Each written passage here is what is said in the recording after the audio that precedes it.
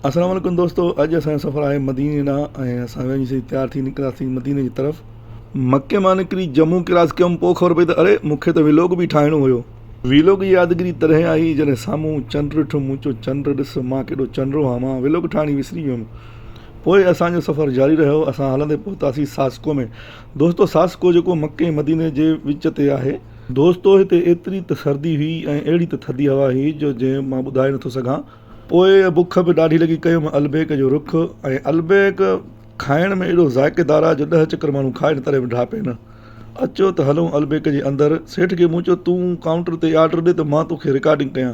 दोस्तो रश ठिप कोन हुई, हुआ ई 2 हल 3 माण्हू हुआसीं, पर हिन मामे ॾाढी ऑर्डर ॾियण में देरि करे छॾी, मुंहिंजे पेट में कुआ पिया टुड़िया। अलबेक पार्सल करे पोइ रस्ते में मां खाईंदो न त मां तव्हांखे छो ॾेखारियां त मूं घणो खाधो। दोस्तो मको ऐं मदीनो 400 किलोमीटर जी दूरी में आहे। मदीने खां 50 किलोमीटर हीअ चेकिंग पॉइंट आहे जिते लिखियलु आहे ला इलाहा इल्लल्लाह मुहम्मद रसूलुल्लाह, ऐं तमामु ख़ूबसूरत ऐं प्यारी पई लॻी। मां चयो दोस्तनि खे बि ॾेखारियां। मदीने पहुचंदे पहुचंदे फजर थी वियो, सोचियुमि फजर जी नमाज़ पढ़ी ऐं पोइ वञी आराम कयां। आराम करे पोइ निकिरंदासीं हरम जी तरफ़ इंशाअल्लाह। फजर पढ़ी वञी जीअं लथुमि त सुबुह जो 9 बजे अखि खुली, उथी मुंहुं धोई निकितुसि पोइ वरी हरम ॾे। मस्जिद नबी माशाअल्लाह अंदर खां त तमामु प्यारी ऐं ख़ूबसूरत आहे, जंहिंखे ॾिसण सां दिलि हाय हाय कंदी आहे। शुक्र अल्हम्दुलिल्लाह, अल्लाह ताला मुंहिंजो अचणु मदीने में क़बूल कयो। पोइ मां अहिड़ी जॻह जी तलाश में हुयुसि जिते वेही ऐं सुकून सां निमाज़ ऐं नफ़ुल अदा कयां।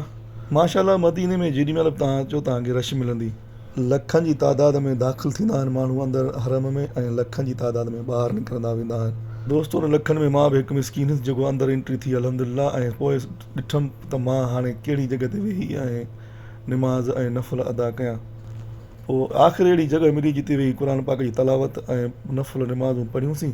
दोस्तो हीअ जॻह ई अहिड़ी आहे, हिते माण्हू सॼो ॾींहुं वेठो हुजे पर बेज़ार न थींदो, छो त हिन जॻह ते दिली सुकून ऐं दिमाग़ी सुकून इंसान खे हूंदो आहे। दोस्तो पोइ थोरी घड़ी असां हिते वेठासीं, क़ुर शरीफ़ पढ़ियोसीं ऐं दुआऊं घुरियूंसीं, ऐं साम्हूं ई साम्हूं रसूलुल्लाह सल्लम जो रोज़ो आहे। पोइ जॾहिं निमाज़ पढ़ी त निकितासीं, सोचियुमि छो न ज़मज़म खे ॾियां रगड़ो। दोस्तो ही ज़मज़म आहे, जेतिरी दिलि चई ओतिरी पियो, तव्हांखे केरु रोकण ऐं टोकण वारो न हूंदो, बसि सिर्फ़ु शीशा भरे घर न खणी वञो, बाक़ी हिते जेतिरो दिलि चई ओतिरो पियो।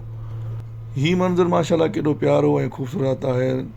जेके नवां दोस्त वीडियो ॾिसी रहिया आहिनि महिरबानी करे फॉलो ऐं कमेंट कनि, जीअं असांजी हौसला अफ़ज़ाई थिए ऐं असां सुठा सुठा वीडियो तव्हांजे लाइ खणी अचूं।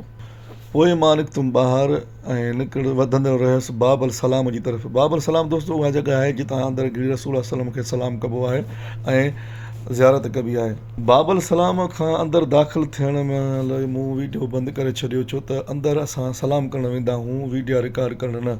अलाए केतिरनि माण्हुनि अंदरि वीडियो भरिया पिया, पर मूं न भरियो। पोइ दोस्तो सलाम करे ऐं खैर सां निकितुसि ॿाहिरि। सुभान साम्हूं आहे रोज़ो रसूल सलम जो। पोइ मूं हिकिड़े हाजी खे पकड़ियो, मां मूं चयो मुंहिंजी हिकिड़ी सेल्फी त कढ मदीने अल मुनव्वर में, जीअं हिकु यादगार रहे। ऐं सुभान अल्लाह माशाअल्लाह, हीअ ॾिसो तव्हां त केॾो प्यारो मंज़रु आहे साम्हूं साम्हूं, सुभान अल्लाह। पोइ असांजो व्लॉग पहुतो पुॼाणी ते। सभिनि दोस्तनि जी महिरबानी ऐं अल्लाह हाफ़िज़।